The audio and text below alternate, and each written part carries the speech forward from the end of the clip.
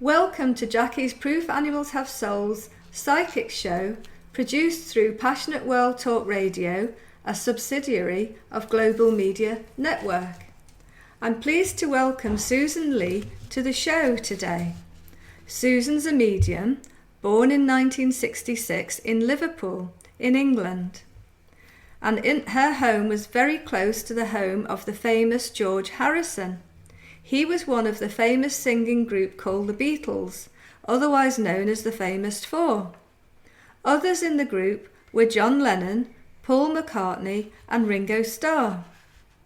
Susan lives in Ainsdale in the northwest of England in the UK. And for 9 years Susan travelled extensively around the world, from New York to New Zealand to Australia to Zambia to South Africa to Hong Kong to Mozambique, and back to America again.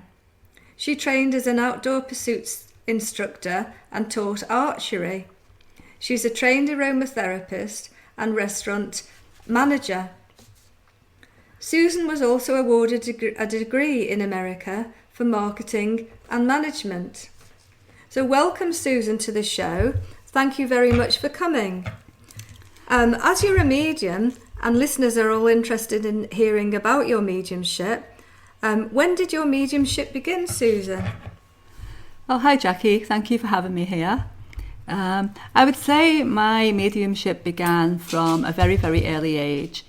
I had a little friend called Mandy, and my mum told me that Mandy used to have to come to tea. My mum would have to set the table with a knife and fork and a cup and saucer for Mandy.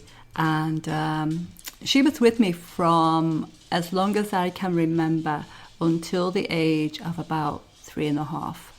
Well, that's very interesting. So you had a little spirit friend from the soon as you could see and hear as a child. So how long did Mandy stay with you? Well, like I say, she stayed until I was about 3.5. Mm-hmm. And that's very early years, isn't it? It is, Jackie, yes. And you could see her, hear her and touch her? Yes, she was as real as you and me and everybody else. Does Mandy still visit you? No, unfortunately, no. So, what did Mandy look like? From my memory, she was very similar to me. Blonde hair, blue eyes, curly hair. Just a little girl like me. Did Mandy go everywhere with you, or was she connected to the house? I think she was mostly connected with the house, but my mum did say she was always with me. But my mum didn't say she went outside with me or anything like that. Mm-hmm. So Mandy stopped seeing you when you moved house, I think you mentioned just before the show. Yes, that's correct, Jackie. I moved to a different house when I was 3.5, and Mandy didn't come with me. And what was the next house like? Did you have any experiences of spirits there? Oh, yes. The next house was an old house. It was about 100 years old, and it had been an ex-doctor's house. And apparently a lot of people had died in that house. So I did see spirits. Some I didn't really like seeing, but there was one lady in particular, and she had a bonnet, and she always seemed to have a little basket, as if she was collecting things in her basket. And I didn't speak to her, but I would see her, and I wasn't afraid of her. But as I started to get a bit older, I became a bit wary of some of the spirits. I didn't feel comfortable. Oh, that's interesting. Before the show, you mentioned to me that you've had lots of experiences of spirit animals. And I'd be really grateful if you'd like to share some of your experiences of spirit animals with listeners. Yes, the most profound one, I would say, for me was I was at a psychic fair, and a young couple walked past the table, and I just turned and I saw the back end of a dog with them, like the dog was on a leash. Yes. And then when I looked as they moved past, there was no dog, and I was looking all round. Where's the dog? And that dog was as clear as the people. It looked as physical to me as the people did. So I just wonder, like, how many times we might see animals that aren't actually living. Or not physically there. Yes, yes, if that was possible, because there was no dog there. And it was as real as a dog, and you couldn't see it afterwards. Yes. So did you speak to the couple and tell them that there was a dog with them? No, I didn't, no. It would have been interesting, because it might have been a dog that they had lost, might have passed away, and they would have been glad to know. So it would have been interesting to follow it up. It would have, but I probably got another reader or something. Yes. So, yeah. Yes. Have you had any other experiences of spirit dogs?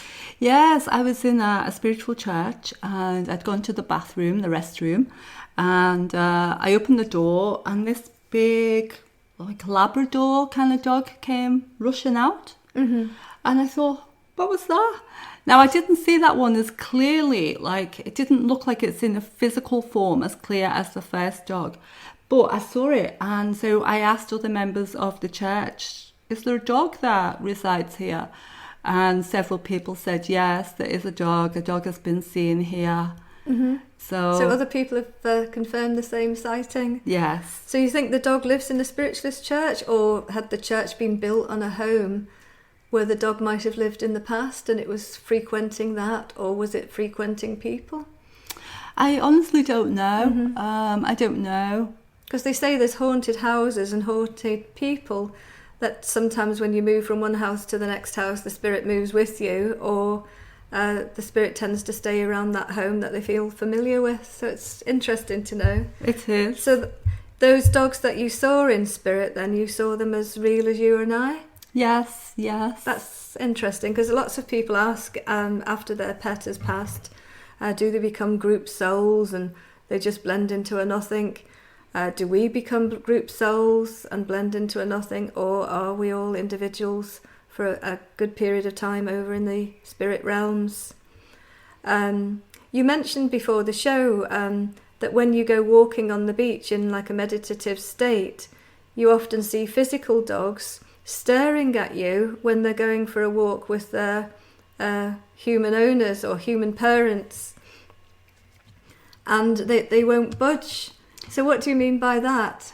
Well, it's so bizarre, because the dog looks and then it just won't move, and it's just staring at me, and I don't know. I've kind of wondered if the dog maybe sees other dogs around me. Other mediums have told me I do have dogs around me. I'm very well protected. So I do wonder if on those occasions those dogs seeing those dogs around you? Yes, and they're just like, they're transfixed in some way. Mm-hmm. I usually have to go over and say hello to the dog. Mm-hmm. It's happened on the beach, and it's even happened in the street as well. Mm-hmm. And the owner just can't get the dog to move. It just stops and it won't move. And it's just fixed on you? Yes, yes. That's interesting. So what's your most predominant sense of spirit? You obviously see them. Do you hear them? Do you sense them? I would say it's clairsentience. So that's your predominant one, clairsentience? I would say, yes. I feel spirit, and when I'm working on the platform in churches, sometimes there's a blending, and it's absolutely wonderful when there's a blending of spirit, and it's like the spirit overshadows, and so when there's that real blending, I'm tingling all over, and I feel the love. I feel the love that the spirit world want to give to that loved one sitting in the church. Mm-hmm. And sometimes if that person's open, if that person in the church is really open, they feel it as well. And I say to them, can you feel that? Can you feel the love? And they say yes, and they're tingling. Mm-hmm. And it's just a beautiful experience for everybody. But that does depend on how open the living person is. Mm-hmm. It really depends on openness. Mm-hmm. So not every... Rather than being stressed and busy lives, which seem to close us down, don't they? Yes, yeah. Yes. So you feel that you blend with spirit and you feel the spirit's emotions and love, and then you convey that to the person in the spiritualist church or the person that you're giving the mediumistic reading to. You also told me that you sometimes feel overshadowed, and you had a very interesting experience of being overshadowed by a Buddhist monk. I wonder if you could share that with listeners, please. Yes, Jackie. I was in Liverpool, and Spirit they'd been telling me for a few days that I was going to see this man with a dog. I kept getting this intuitive feeling I'm going to see this man with a dog. Yes. So anyway, this one particular day, I turned a corner and all of a sudden I felt like I was overshadowed by a Buddhist monk. And then when I got around the corner, there was the man. He was a beggar and he had a dog. And I went and started talking to him, and he told me his life story, and he told me that he had 2 dogs, but one of them had been stolen. And he was telling me everything that he'd seen on the streets, and I was still in this state of being overshadowed. And I said to him, as you do, as Scousers, you say, give us a kiss. Mm-hmm. And but I leaned over to him and I gave him a hug and I gave him a kiss on the cheek. Now, I would never have done that, Jackie, mm-hmm. because I had an experience in my past where I went to give my dad a kiss, good night, and the dog unfortunately bit my face. Mm-hmm. So I would never have done that as Susan. Mm-hmm. But being overshadowed, you did. It wasn't me. Mm-hmm. And so, this man, the connection with this man, he was in tears, and there was a message that he was going to be leaving soon, going to Scotland.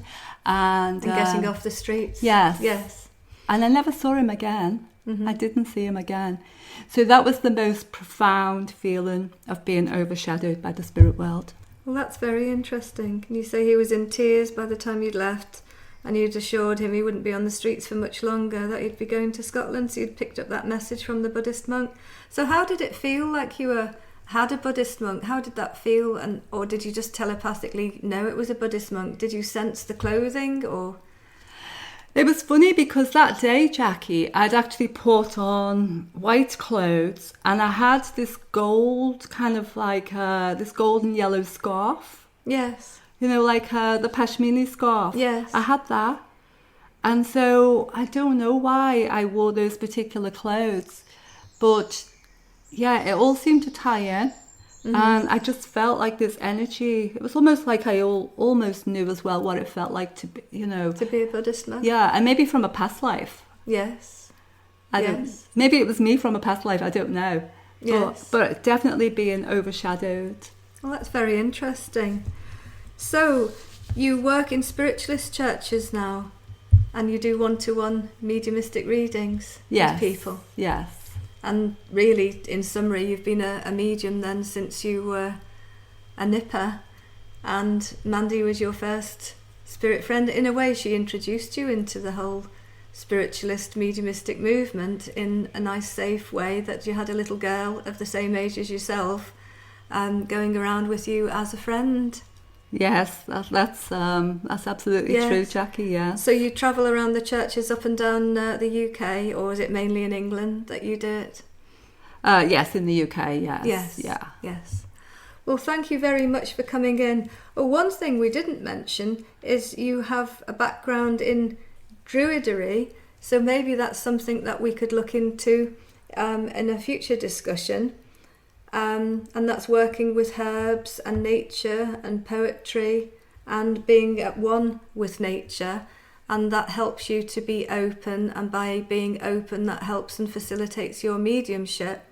And then when you work with sitters, if they are open and not cluttered with stress and worry and materialistic lives, then they too can start to sense what you're sensing.